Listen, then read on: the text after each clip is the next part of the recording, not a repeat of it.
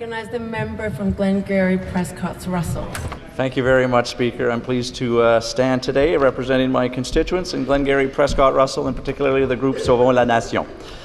Petition to the Legislative Assembly of Ontario. Whereas the Premier recently stated that it's been a mistake that government policies have caused electricity bills to rise so dramatically, resulting in hardship for thousands of Ontarians, and whereas on September 27, 2016, Minister Thibeault announced that because Ontario has a sufficient supply of all forms of energy to meet demands over the next decade, he was suspending the LRP2 process, and whereas, according to the IESO and the government, the trend has been toward declining energy consumption in the province, decreasing the need for new generation, and whereas overpayment for unneeded wind and solar energy in Ontario is causing Ontarians' electricity bills to increasingly unaffordable levels, and whereas over half of Ontarians' power bills are regulatory and delivery charges and the global adjustment, and whereas the global adjustment is a tangible measure of how much Ontario must overpay for unneeded wind and solar power and the cost of offloading excess power to our neighbours to the south at a significant loss, and whereas many LRP1 projects were approved by the IESO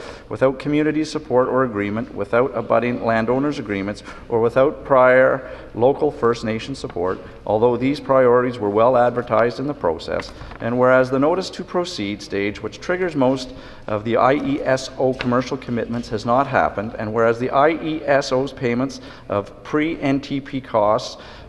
would be a tiny fraction of the project's avoided capital investments, we, the undersigned, petition the Legislative Assembly of Ontario as follows: to immediately cancel all LRP1 contracts, such as the Eastern Fields project in the Nation municipality and those in North Stormont and Dunwich. I fix my signature to this petition and give it to Paige Fallon. Thank you, Speaker. Thank you. Oh boy.